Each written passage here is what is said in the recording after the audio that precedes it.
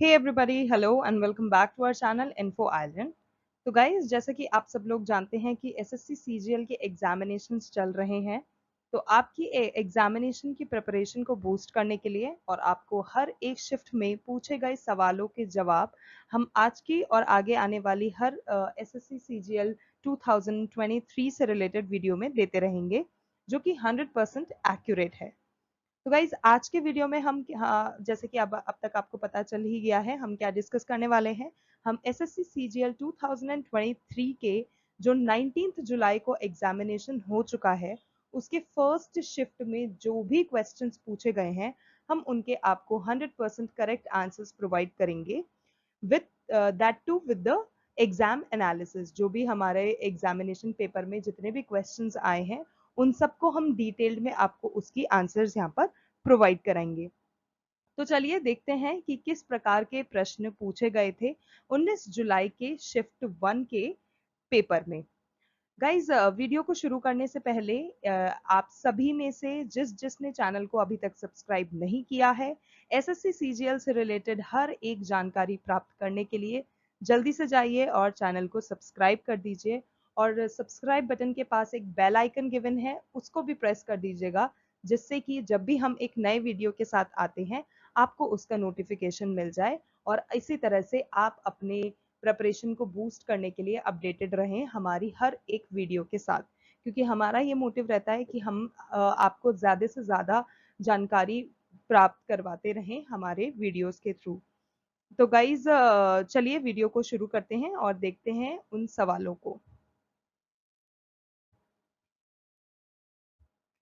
तो गाइज, जो पहला क्वेश्चन आया था फर्स्ट शिफ्ट के क्वेश्चन पेपर में, वो था राज्य के नीति निर्देशक सिद्धांत, जो कि डीपीएसपी के नाम से भी जाना जाता है, भारतीय संविधान के किस भाग में है। तो इसका जो आंसर है, जो इसका करेक्ट आंसर है, वो है भाग 4 और अनुच्छेद 36 से लेके अनुच्छेद 51 तक राज्य के नीति निर्देशक तत्व की अवधारणा आयरलैंड से उधार ली गई थी। तो यहाँ पर जो इंपॉर्टेंट चीजें हैं आपके लिए, वो हम आपको अंडरलाइन करके बता देते हैं, जिसमें कि पहला आप जानकारी ले लीजिएगा भाग 4 की, क्योंकि भाग 4 इससे रिलेटेड है। दूसरा, अगर हम बात करें तो अनुच्छेद 36 से लेके अनुच्छेद 51 तक राज्य के नीति निर्देशक तत्व की और अवधारणा कहाँ से ली गई थी। अवधारणा ये डीपीएसपी की अवधारणा आपकी आयरलैंड से ली गई थी। तो गाइज, अब बात करते हैं कुछ विषयों की कि वो किस भाग में आते हैं और किस अनुच्छेद के अंदर आते हैं। तो जैसा कि आप देख सकते हैं, भाग 1 में जो आता है वो संघ और उसके क्षेत्र से रिलेटेड इसमें सब टॉपिक्स आते हैं। और ये किस अनुच्छेद में है, ये अनुच्छेद 1 से लेके 4 तक है। दूसरा, अगर हम बात करें भाग 2 की, तो उसमें नागरिकता यानी कि सिटीजनशिप के बारे में भी चीजें शेयर की गई हैं और ये अनुच्छेद 5 से लेके अनुच्छेद 11 में आता है। अगला हम बात करें अगर मूलभूत अधिकार की, तो जो मूलभूत अधिकार के विषय पर चीजें हैं वो भाग 3 में आती हैं, जो कि अनुच्छेद 12 से लेके अनुच्छेद 35 में दी गई हैं। उसके बाद हम बात करते हैं राज्य के नीति निर्देशक तत्वों के बारे में, जो कि भाग 4 में दिया गया है और अनुच्छेद 36 से लेके अनुच्छेद 51 तक वो अच्छे से कवर्ड है सारे टॉपिक्स उसमें। उसके बाद अगर अपन बात करें मूल कर्तव्य की, तो भाग 4 ए में मूल कर्तव्य के बारे में बताया गया है और वो अनुच्छेद 51 ए में डिस्क्राइब्ड है। उसके बाद आता है भाग 5, जिसमें कि संघ के बारे में दिया गया है और वो अनुच्छेद 52 से लेके अनुच्छेद 151 तक दिया गया है। उसके बाद अगर हम बात करें कि राज्य विषय की बातों के बारे में, वो भाग 6 में दिया हुआ है और अनुच्छेद 152 से लेके 237 तक वो कवर्ड है।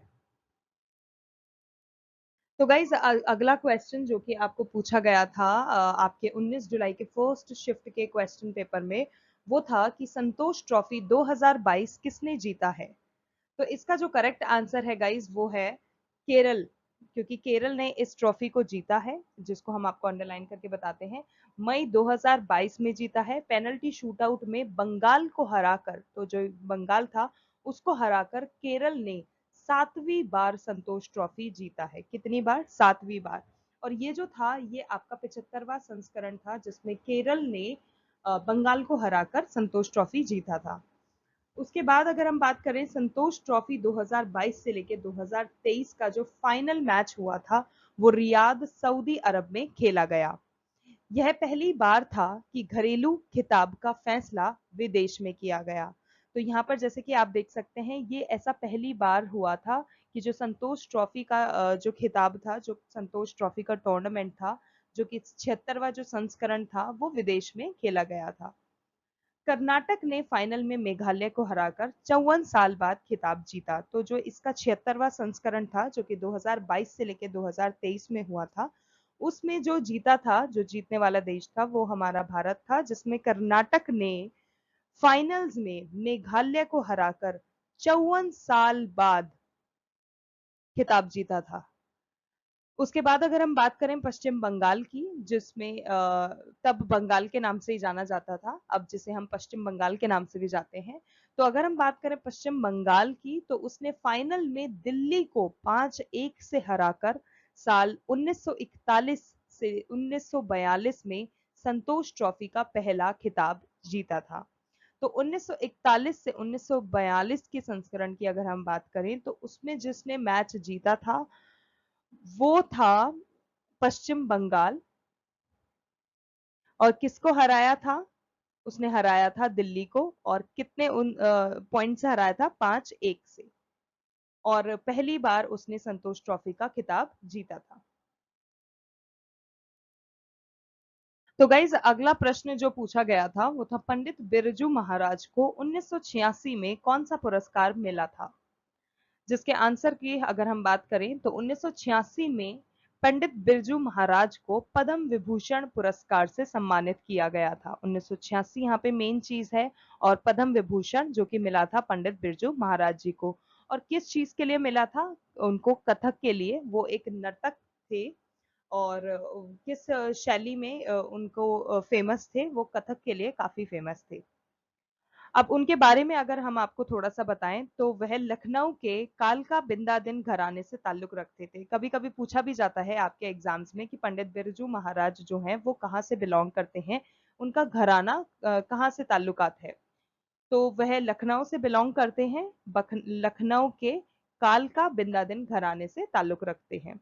उसके बाद अगर हम बात करें उनके दो चाचा के बारे में, तो उनके अगर आपसे चाचाओं के बारे में पूछा जाता है या फिर उनके पिता के बारे में पूछा जाता है, तो यहाँ हमने उनके नाम दे रखे हैं। तो उनके दो चाचा, जिनमें पहले शंभू महाराज और दूसरे लच्छू महाराज जी हैं। और अगर उनके पिता के बारे में अगर आपसे सवाल पूछा जाता है तो उनके पिता और उनके गुरु भी, वो अपने पिता को अपना गुरु भी मानते थे, जिनका नाम है अचन महाराज, तो वो भी शामिल हैं। अगला हम बात करते हैं, उन्हें वर्ष 2012 में उन्नाई कानाथ फिल्म विश्वरूपम के लिए सर्वश्रेष्ठ कोरियोग्राफी के लिए राष्ट्रीय फिल्म पुरस्कार प्रदान किया गया था। तो उनको उनकी एक मूवी आई थी 2012 में जिसका नाम था विश्वरूपम। और उसके लिए उनको सर्वश्रेष्ठ कोरियोग्राफी के लिए, उस मूवी में उन्होंने सर्वश्रेष्ठ कोरियोग्राफी करी थी जिसके लिए उनको अवार्ड भी मिला था। और कौन सा अवार्ड मिला था उनको? राष्ट्रीय फिल्म पुरस्कार प्रदान किया गया था। उसके बाद अगर हम बात करें 2016 की, तो वर्ष 2016 में उन्हें फिल्म बाजीराव मस्तानी के गाने किस मूवी के लिए दिया गया? बाजीराव मस्तानी। और कौन सा गाना? उसमें एक गाना है मोहे रंग दो लाल। तो इस गाने के लिए और इस मूवी बाजीराव मस्तानी के लिए भी उनको 2016 में एक पुरस्कार से सम्मानित किया गया था। और वो है फिल्म फेयर अवार्ड। और इसमें उनको किस चीज के लिए मिला था? उसमें उनको सर्वश्रेष्ठ कोरियोग्राफी के लिए सम्मानित किया गया था। तो गाइज अगला प्रश्न जो आया था वो था इंडिका नामक पुस्तक किसके द्वारा लिखी गई है? लिखी गई थी। तो जो इसका करेक्ट आंसर है गाइज वो है इंडिका ग्रीक राजदूत। तो एक ग्रीक के राजदूत हैं जिनका नाम मेगास्थनीज है। उन्होंने इंडिका पुस्तक लिखी थी। तो अगर आपसे पूछा जाता है कि इंडिका नामक पुस्तक किसने लिखी है और ऑप्शन में मेगास्थनीज है, तो मेगास्थनीज ही आपका करेक्ट आंसर है। इस फैक्ट को आप अच्छे से याद कर लीजिएगा। और अगर आपसे पूछा जाता है कि वो कहाँ के राजदूत हैं, तो वो ग्रीक से बिलोंग करते हैं और वो ग्रीक राजदूत कहलाते हैं। उसके बाद हम बात करते हैं ग्रीक शासक सेल्यूकस के बारे में। तो ग्रीक शासक सेल्यूकस द्वारा मेगस्थनीज को चंद्रगुप्त मौर्य के दरबार में भेजा गया था। तो किसके द्वारा भेजा गया था? मेगस्थनीज के। किसको भेजा गया था? सेल्यूकस, ग्रीक शासक सेल्यूकस द्वारा, सॉरी यहाँ मैं आपको करेक्ट करना चाहूंगी कि किसको भेजा गया था? मेगस्थनीज को भेजा गया था। किसने भेजा था? सेल्यूकस ने। और कहाँ भेजा था? उन्होंने चंद्रगुप्त मौर्य के दरबार में भेजा था। तो ये फैक्ट भी प्लीज आप अच्छे से याद कर लीजिएगा। तो गाइज अब हम बात कर लेते हैं प्राचीन काल की कुछ महत्वपूर्ण पुस्तकों के बारे में, जहां से आपको क्वेश्चन अक्सर आपके कॉम्पिटेटिव एग्जाम्स में पूछे ही पूछे जाते हैं। चाहे किसी भी कॉम्पिटेटिव एग्जाम्स की तैयारी आप कर रहे हो और उसमें अगर जनरल साइंस पूछा जाता है, जनरल साइंस ऐसा जिसमें कि हमारे ज्योग्राफी, हिस्ट्री, इन सब से रिलेटेड क्वेश्चंस आते हैं। तो जब हम हिस्ट्री की बात करते हैं गाइज, तो उसमें हमारे प्राचीन भारत से रिलेटेड, प्राचीन जो हमारे नृत्य शैली से और संगीतकार जो है हमारे संगीत शैली से बिलोंग करते हैं, इन सब से रिलेटेड क्वेश्चंस पूछे ही पूछे जाते हैं, अक्सर पूछे जाते हैं। तो जैसे कि अभी हमने देखा कि 19 जुलाई के पेपर में भी हमारा महत्वपूर्ण पुस्तकों से रिलेटेड क्वेश्चन आया था। तो आप आगे के लिए भी अच्छे से प्रिपेयर कर लीजिएगा। यहाँ पर जैसे कि आप देख सकते हैं, हमने महत्वपूर्ण पुस्तकों के बारे में दे रखा है और उसके साथ साथ उन पुस्तकों की रचना किसने करी है हमने वो भी दे रखा है। तो चलिए शुरू करते हैं। जहां पर पहला जो है वो है अष्टाध्यायी, जो कि पाणिनि ने जिसकी रचना की थी। दूसरे नंबर पर हम बात करते हैं रामायण की, जिसकी रचना वाल्मीकि जी ने की थी। तीसरा है महाभारत, जो कि वेद व्यास जी ने लिखी थी। चौथे नंबर पे आता है अर्थशास्त्र, जिसकी रचना चाणक्य ने की थी। पांचवें नंबर पर आता है हर्षचरित कादम्बरी, जिसको बाण भट्ट जी ने लिखा था। छठे नंबर पर अगर हम बात करते हैं तो आता है मुद्रा राक्षस, जो कि विशाख दत्त जी ने जिसकी रचना की थी। सातवें नंबर पर आता है पंचतंत्र, जो कि विष्णु शर्मा जी के थ्रू लिखा गया था। आठवें नंबर पर आता है Kumarasambhavam Abhijnanashakuntalam. I am so sorry for that. So it's Kumarasambhavam Abhijnanashakuntalam Meghaduta Raghuvamsham, जो कि कालिदास के द्वारा लिखी गई हैं। उसके बाद बात करते हैं वृहत सिंता की, जो कि बराह मिहिर जी ने जिसकी रचना की थी। तो गाइज अगला सवाल जो आपसे पूछा गया था वो है 2022 में नामीबिया से कूनो नेशनल पार्क में कितने चीते लाए गए थे? तो गाइज इसका जो करेक्ट आंसर है वो है 8 चीतों को लाया गया था नामीबिया से कूनो नेशनल पार्क में। इसके अलावा अगर आपसे पूछा जाता है कि कूनो राष्ट्रीय उद्यान, ये जो हमारा कूनो नेशनल पार्क है, ये कहाँ स्थित है? तो जो कूनो राष्ट्रीय उद्यान है वो मध्य प्रदेश के श्योपुर जिले में स्थित है। इसके अलावा अगर आपसे पूछा जाता है कि 2023 में कितने चीतों को लेकर आया गया था कूनो राष्ट्रीय उद्यान में, तो फरवरी 2023 में अफ्रीका से लाया गया था 12 चीतों को। तो कुल 12 चीतों को अफ्रीका से 2023 फरवरी 2023 में लेकर आया गया था कूनो राष्ट्रीय उद्यान में। तो यहाँ पर आप कंफ्यूज नहीं होइएगा, अगर आपसे 2022 के बारे में पूछा जाता है तो आप 8 चीते करेक्ट आंसर है, और अगर आपसे 2023 के बारे में पूछा जाता है तो 12 चीते बिल्कुल करेक्ट आंसर है। तो इस फैक्ट को भी आप अच्छे से याद कर लीजिएगा। तो गाइज अगला प्रश्न है, अब्बाजी उपनाम से कौन सा प्रसिद्ध व्यक्ति संबंधित है? तो एक ऐसा प्रसिद्ध व्यक्ति है जिसको अब्बाजी के उपनाम से भी जाना जाता है। तो जो इसका करेक्ट आंसर है वो है अल्लाह रखा खान। और अगर आपको ऑप्शंस में अल्लाह रखा खान दिया गया है तो वो आपको बिल्कुल करेक्टली टिक कर देना है, क्योंकि वो बिल्कुल आपका 100% करेक्ट आंसर है। तो अगर हम बात करें कि किस वाद्य यंत्र से अल्लाह रखा खान जी जुड़े हुए हैं, तो वो तबला बजाते हैं, वो तबला वादक हैं। तो आप उसको याद कर लीजिएगा। उसके बाद अगर हम बात करें कि अल्लाह रखा खान जी को कितने पुरस्कार मिले, कब पुरस्कार मिले, कौन कौन से पुरस्कार मिले, तो 1977 में अल्लाह रखा को जो मिला था वो था पद्मश्री। तो पद्मश्री अवार्ड 1977 में अल्लाह रखा खान जी को सम्मानित किया गया था। उसके अलावा 1982 में संगीत नाटक अकादमी पुरस्कार, 1982 में संगीत नाटक अकादमी पुरस्कार से भी अल्लाह रखा खान जी को सम्मानित किया गया था। और अगर उनके पुत्र के बारे में हम बात करें तो उनके पुत्र का नाम है जाकिर हुसैन। तो गाइज अब हम बात कर लेते हैं कुछ प्रसिद्ध व्यक्तियों के लोकप्रिय उपनामों के बारे में, जो कि आपको अक्सर आपके इस तरह के कॉम्पिटिटिव एग्जाम्स में देखने को मिलते हैं, इससे रिलेटेड क्वेश्चंस। तो जिसमें पहला है बादशाह खान। तो बादशाह खान के नाम से या फिर सीमांत गांधी के नाम से किसको बुलाया जाता था? तो वो खान अब्दुल गफर खान जी को इस उपनाम से बुलाया जाता था।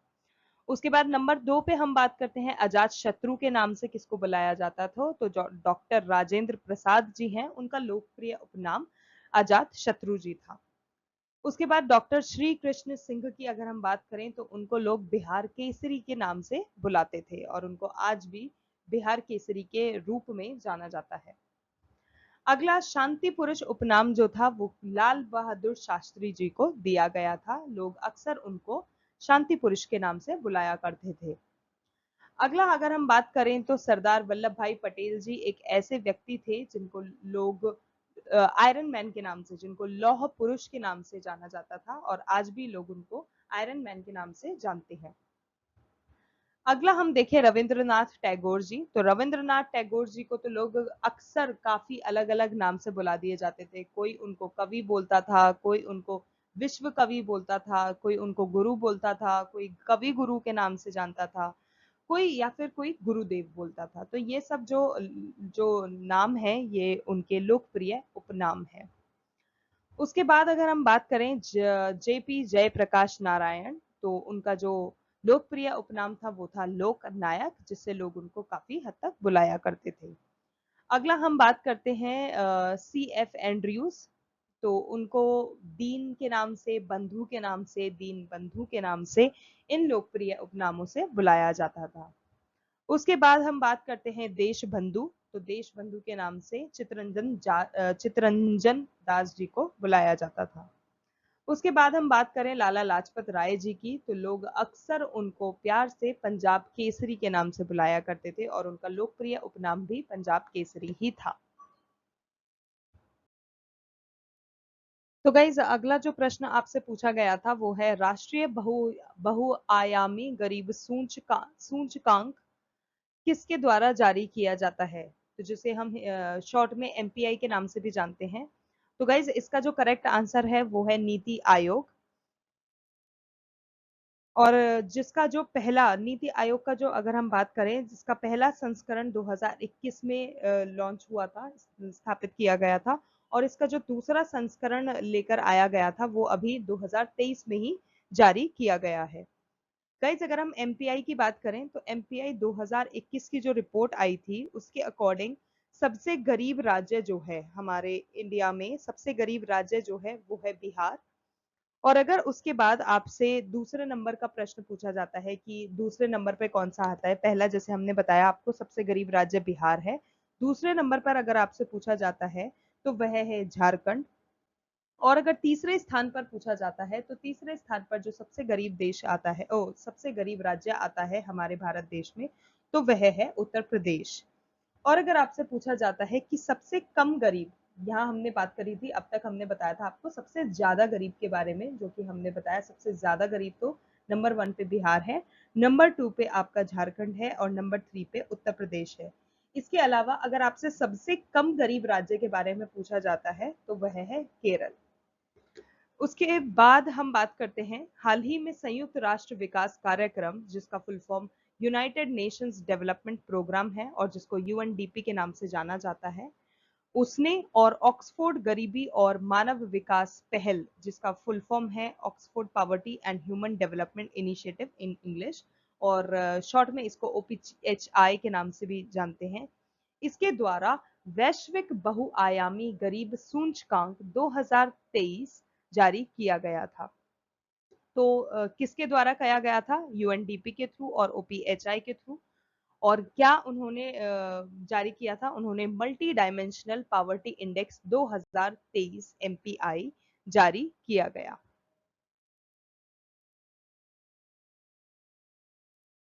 तो गाइज जैसे कि आप जानते हैं हम नीति आयोग की बात कर रहे हैं, तो नीति आयोग से रिलेटेड कुछ 3 महत्वपूर्ण चीजें यहाँ पर हम आपको बताना चाहेंगे जो कि अक्सर इन एग्जामिनेशन में पूछी जाती है। तो जिसमें पहला आता है आपका नीति आयोग का अध्यक्ष का नाम क्या है। तो जो अध्यक्षता अभी जिनकी चल रही है वो है श्री नरेंद्र मोदी जी। उसके बाद अगर हम बात करें उपाध्यक्ष की, तो जो नीति आयोग के उपाध्यक्ष हैं वो हैं डॉक्टर सुमन बेरी। उसके बाद नीति आयोग के जो सीईओ हैं, जिसको हम चीफ एग्जीक्यूटिव ऑफिसर के नाम से भी जानते हैं, वो हैं श्री BVR सुब्रमण्यम। तो ये 3 फैक्ट्स हैं जो कि आपके नीति आयोग से रिलेटेड हैं और काफी ज्यादा जरूरी हैं, तो इनको भी आप अच्छे से याद कर लीजिएगा। तो गाइज अगला जो प्रश्न पूछा था वो है, नवंबर 2022 में प्रधानमंत्री श्री नरेंद्र मोदी जी ने अरुणाचल प्रदेश में किस हवाई अड्डे का उद्घाटन किया। तो यहाँ पर कुछ महत्वपूर्ण की पॉइंट्स हमारे को दिखाई दे रहे हैं, वो हम आपको बताना चाहेंगे। तो पहला तो यही है कि कब लॉन्च किया, कब उद्घाटन किया, वो है नवंबर आपका 2022 में। किसने किया, प्रधानमंत्री नरेंद्र मोदी जी ने करा। कहाँ पर करा, अरुणाचल प्रदेश में किया।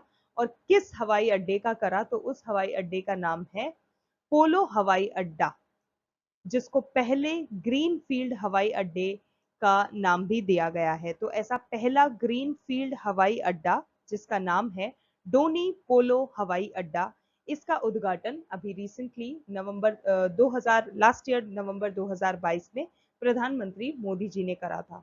और ये कहां पर करा था, उन्होंने अरुणाचल प्रदेश के ईटानगर में इसको उद्घाटन किया है। तो आप ये भी अच्छे से याद कर लीजिएगा।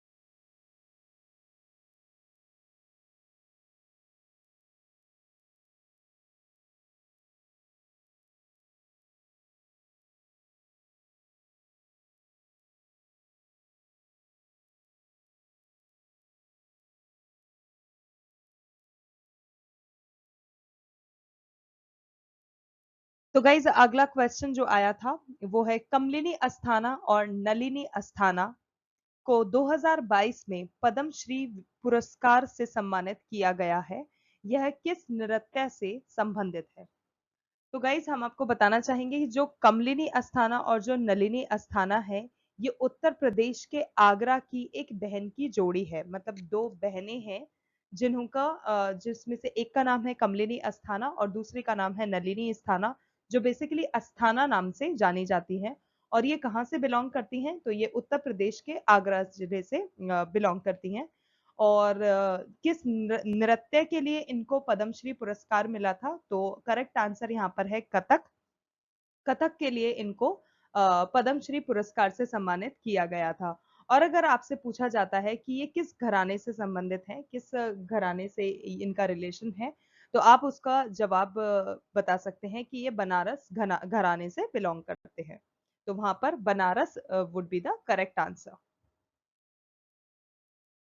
तो गाइज अगला जो सवाल है वो है, इनमें से किस त्योहार, यहाँ पर आपसे एक मल्टीपल चॉइस क्वेश्चन पूछा गया था, उसमें आपको डिफरेंट डिफरेंट ऑप्शंस गिवन थे।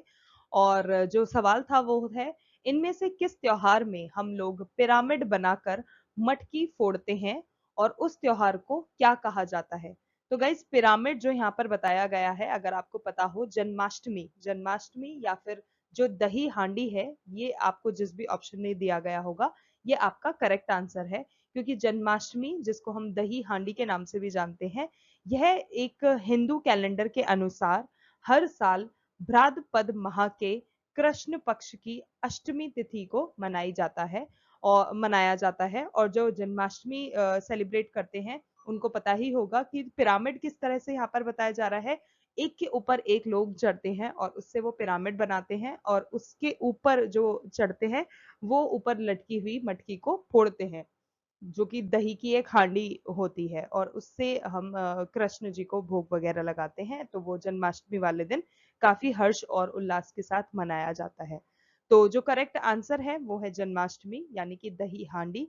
और ये कब मनाया जाता है? तो हिंदू कैलेंडर के अनुसार, जैसे कि हमने आपको बताया, भाद्रपद माह, यानी कि भाद्र जब महीना लग जाता है, उसके कृष्ण पक्ष की अष्टमी तिथि को ये फेस्टिवल सेलिब्रेट किया जाता है।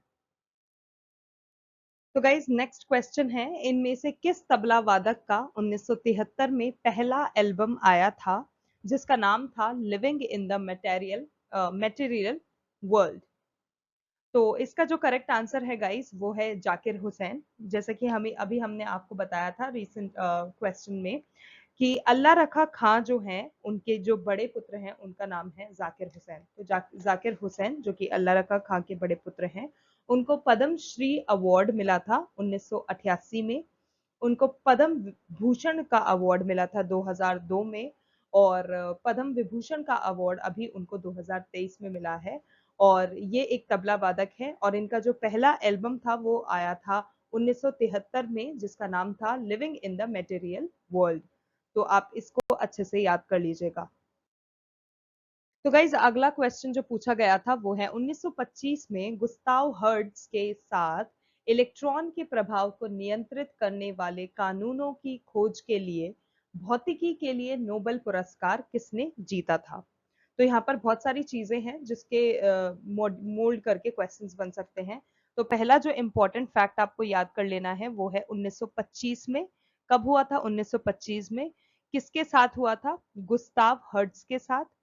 क्या हुआ था? इलेक्ट्रॉन के प्रभाव को नियंत्रित करने वाले कानूनों की खोज के लिए, भौतिकी के लिए। तो जो जो भौतिकी से रिलेटेड था वो नोबेल पुरस्कार जीता था। तो नाम आता है कि किसने जीता था? तो आंसर, जो करेक्ट आंसर है वो है जेम्स फ्रैंक। तो जेम्स फ्रैंक ने और गुस्ताव हर्ट्ज ने, इन दोनों ने मिलकर ये जीता था। और इन दोनों ने मिलकर साथ में एक चीज करी थी, जो कि जिसका नाम है इलेक्ट्रॉन के प्रभाव को नियंत्रित करने वाले कानूनों की खोज। इन दोनों ने इस चीज की खोज करी थी, और इसके लिए उनको नोबेल पुरस्कार मिला था। तो जेम्स फ्रैंक की अगर हम बात करें तो वह एक जर्मन भौतिक विज्ञानी थे। गाइस नेक्स्ट क्वेश्चन जो पूछा गया था वो है, मोपला विद्रोह कहां से संबंधित है? तो गाइज मोपला विद्रोह की अगर हम बात करें तो वो एक ऐसा विद्रोह था जो कि अंग्रेजों के खिलाफ रचा गया था, अंग्रेजों के खिलाफ किया गया था। तो और हुआ कहाँ था ये? केरल के मालाबार इलाके में हुआ था। कब हुआ था? 1921 में। तो केरल के मालाबार इलाके में, आप यहाँ हाईलाइट देख सकते हैं, केरल के मालाबार इलाके में 1921 में जो हुआ था, जो विद्रोह हुआ था, उसका नाम था मोपला विद्रोह। और वह जो विद्रोह था वो बिल्कुल अंग्रेजों के खिलाफ था। तो गाइज अगला प्रश्न जो आपसे पूछा गया था वो है, इमाद शाही वंश ने अपना शासन कहाँ किया था? तो इसका जो करेक्ट आंसर है वो है बरार। इमाद शाही वंश के संस्थापक फतेह उल्लाह इमाद शाह। तो ये जो है ये उनका पूरा नाम है। और वो इमाद शाही वंश के संस्थापक भी हैं, जिनका नाम है फतेह उल्लाह इमाद शाह। इसके बाद अगर हम बात करें इस साम्राज्य की स्थापना की, तो इस साम्राज्य की स्थापना बहमनी साम्राज्य के विघटन के बाद हुआ था। तो जो बहमनी साम्राज्य चल रहा था, उस बहमनी साम्राज्य के विघटन के बाद इमाद शाही वंश के संस्थापक की स्थापना हुई थी। उसके बाद अगर हम बात करें कि बहमनी वंश के संस्थापक कौन थे, तो जो बहमनी वंश के संस्थापक थे वो अलाउद्दीन बेहमान शाह या हसन गंगू भी कह सकते हैं आप, ये दोनों ये लोग थे। तो गाइज अगला जो प्रश्न पूछा गया था फर्स्ट शिफ्ट के क्वेश्चन पेपर में, वो एक एमसीक्यू है फिर से एक, इसमें आपको 4 ऑप्शन दिए गए थे जिसमें कि आपको एक करेक्ट गेस करना है ऑब्वियसली। तो जो सवाल था वो है, निम्नलिखित में से कौन सा कथन सही नहीं है, जहां पर आपको 4 ऑप्शंस मिले थे, जिसमें कि पहला है कथन नंबर 1, विधान परिषद में विधानसभा के कुल सदस्यों का 15% से अधिक नहीं होती। ऑप्शन नंबर 2, कथन 2, लोकसभा में अधिकतम 500 सदस्य होते हैं। तीसरे कथन की अगर हम बात करें तो वो दिया गया था कि राज्यसभा में अधिकतम 250 सदस्य होते हैं। चौथा कथन नंबर 4 जो दिया गया था वो है, राज्यसभा के सदस्यों का कार्यकाल 6 वर्षों का होता है। तो इनमें से जो पहला, तीसरा और चौथा कथन दिए गए हैं ये तो सही है, लेकिन जो दूसरा कथन दिया गया है कि लोकसभा में अधिकतम 500 सदस्य होते हैं, यह बिल्कुल गलत है। तो इस क्वेश्चन का जो करेक्ट आंसर है वो है कथन 2। तो गाइज अगले सवाल में आपको 4 चीजों के बारे में पूछा गया था और रैंडमली इन्हें लगाया गया था, उसका आपको करेक्ट जो भी उसका आंसर है उसके साथ मिलान करना था।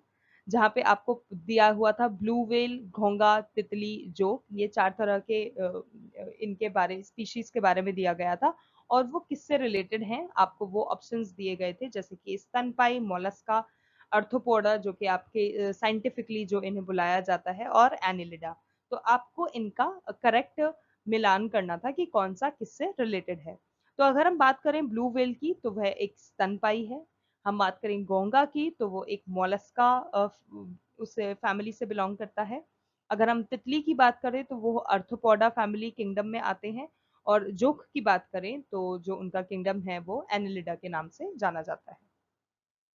तो ये इसका करेक्ट हमने आपको आंसर दिया है।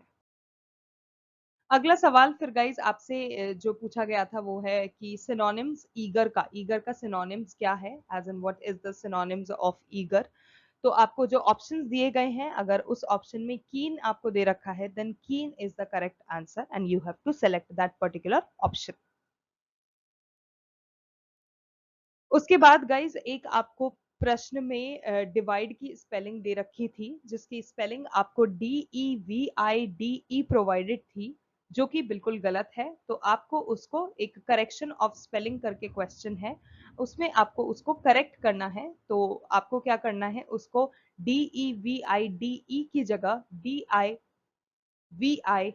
करना है। एज यू ऑल नो कि जो डिवाइड का करेक्ट स्पेलिंग होता है वो होता है DIVIDE इंस्टेड ऑफ DEVIDE। तो गाइज दैट्स इट, ये थे हमारे आज के कुछ बहुत महत्वपूर्ण क्वेश्चंस। और ये सारे जो आपके सवाल हैं ये आपके 19 जुलाई का जो फर्स्ट शिफ्ट का SSC CGL 2023 का एग्जामिनेशन हुआ है उसमें पूछे गए थे। तो गाइज हमको कमेंट सेक्शन में जरूर बताइएगा आपको ये वीडियो कैसा लगा। अगर आपको वीडियो अच्छा लगा और आप अन्य तरह के SSC CGL से रिलेटेड वीडियोस चाहते हैं कि हम आपके लिए लेकर आए तो प्लीज हमें कमेंट सेक्शन में जरूर से बताइएगा। अगर आपको वीडियो पसंद आया तो प्लीज हमारे चैनल को लाइक, शेयर एंड सब्सक्राइब करना ना भूलें। उसके साथ साथ जो बेल आइकन दिया हुआ है उसे भी प्रेस कर दीजिएगा, जिससे कि हमारे सारे वीडियोस जो भी हम लेकर आते हैं दिन प्रतिदिन आप तक बिल्कुल सही समय से पहुंच जाएं, जिससे कि आप उसका पूरी तरह से उपयोग कर सके अपनी डेली प्रिपरेशन में, जो भी आप कॉम्पिटिटिव एग्जाम्स की कर रहे हैं। तो गाइज आज के वीडियो के लिए इतना ही। हम कल आपको फिर मिलते हैं एक नए वीडियो के साथ, और उसमें हम आपको अगले दिन की एक नए दिन की जो भी उसमें शिफ्ट के क्वेश्चंस होंगे हम उनको आपको बिल्कुल प्रोवाइड करेंगे विद एक्यूरेट 100% एक्यूरेट आंसर्स, जिससे कि आपको पूरा एनालिसिस मिल जाएगा पेपर का, जो आप कर कर आए हैं वो कितना प्रतिशत सही है। तो चलिए दोस्तों, आज के लिए बस इतना ही। Thank you so much for your time, thank you so much for watching. Let's keep sharing, keep learning and keep supporting each other. Thank you so much and all the best to all the candidates.